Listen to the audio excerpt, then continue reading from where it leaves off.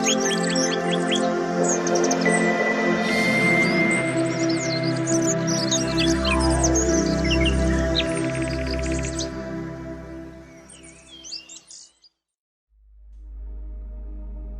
बार तथागत अपने शिष्यों के साथ एक वृक्ष के नीचे बैठे विश्राम कर रहे थे।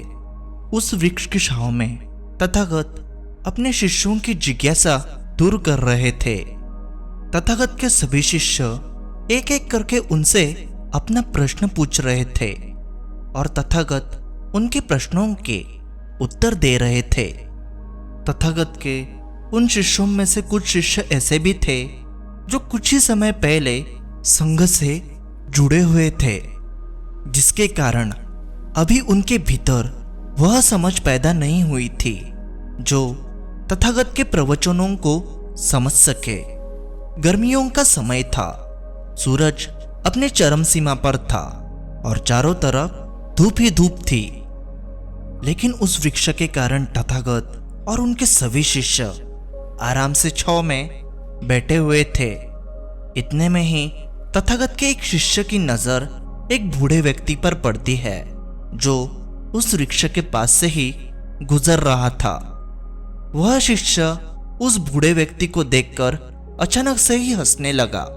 उस बूढ़े व्यक्ति की उम्र बहुत ज्यादा हो गई थी, जिसके कारण उसकी कमर मुड़ गई थी। उस बूढ़े व्यक्ति के हाथ में एक डंडा था, जिसका सहारा लेकर वो बूढ़ा व्यक्ति अपनी मंजिल तक पहुंचने का प्रयास कर रहा था। उस बूढ़े व्यक्ति का शरीर केवल हड्डियों का ढांचा मात्र था। अपने शिष्य को हंसते हुए देख तथागत उससे कहते हैं, मेरे प्रिय शिष्यों, कृपा कर मत हंसो, क्योंकि जिस व्यक्ति को देखकर आप अभी हंस रहे हो वो कोई साधारण व्यक्ति नहीं है, बल्कि वह व्यक्ति इस क्षण तुम्हारे जीवन को रूपांतरित करने की क्षमता रखता है। जो आज तक मैं तुम्हें नहीं सिखा पाया, वह यह बूढ़ा व्यक्ति तुम्हें सिखा रहा है। इसके द्वारा दी गई सीख को बेकार न करो। तथागत की ये बात सुनकर वह शिष्य तथागत से कहते हैं कि मुझे क्षमा करे तथागत, पर मुझे समझ नहीं आ रहा है कि एक बूढ़ा व्यक्ति जो अपने शरीर और बीमारियों से लाचार है, वो मुझे क्या सीख दे सकता है। फिर तथागत अपने शिष्य से कहते हैं कि ये बूढ़ा व्यक्ति तुम्हें तुम्हारा भविष्य दिखा रहा है। जिस बुढ़ापे को और लाचारी को देखकर तुम अभी हंस रहे हो, वो बुढ़ापा और लाचारी तुम्हारे जीवन में भी आने वाली है। वह बूढ़ा व्यक्ति तुमसे कह रहा है कि अभी समय है इस स्वस्थ शरीर का अच्छे कर्म करने में उपयोग करो।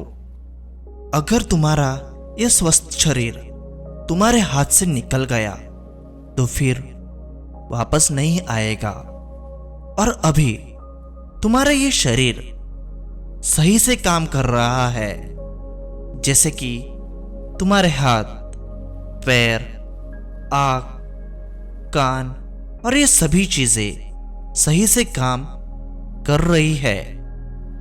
क्या यह छोटी बात है? और क्या तुम इसे मामूली सी बात समझ रहे हो? यह घटना कोई साधारण घटना नहीं थी जो अभी तुम्हारे साथ घटी, और यह घटना तुम्हारे जीवन को बदलने की क्षमता रखती है। ठीक इसी तरह की घटना ने मेरा जीवन बदला था, और इसी तरह की घटना के कारण ही मैं आज तथागत हूं। फिर वह शिष्य तथागत से कहता है कि क्षमा करे तथागत, परंतु मेरे मन में यह विचार ही नहीं आया कि मैं उस बूढ़े व्यक्ति से कुछ सीख सकता हूं। उसे देखकर केवल मुझे हंसी आ गई।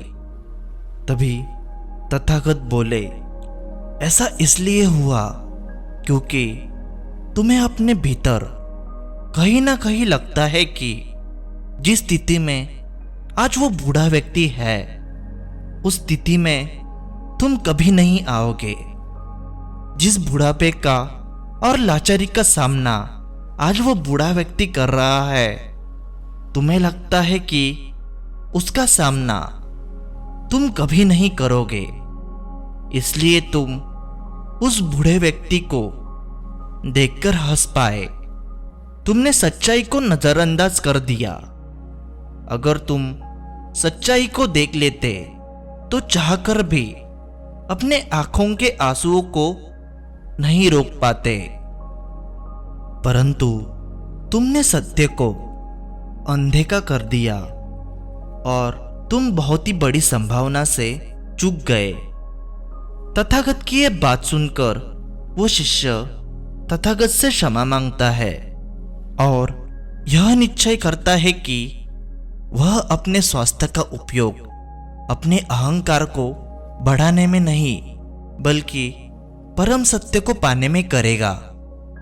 दोस्तों, जो इस कहानी को सुन रहे हैं, हो सकता है कि आप बड़ी बड़ी समस्याओं में हो या हो सकता है कि आप परेशानियों में हो, लेकिन फिर भी एक बात को हमेशा ध्यान रखना, जब तक आपका स्वास्थ्य ठीक है तब तक आप किसी भी बड़ी से बड़ी समस्या से बाहर आ सकते हैं। इसीलिए तथागत ने कहा है कि हमारा स्वास्थ्य हमारा सबसे बड़ा उपहार है जो हमें इस सृष्टि से मिला है, इसलिए इसका उपयोग सही से करें। तो चलिए दोस्तों, आज की कहानी यही समाप्त होती है।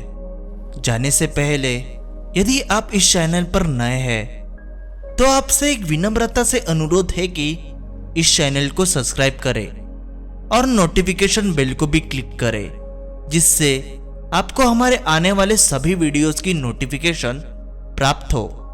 तो मिलते हैं अगली वीडियो में। धन्यवाद।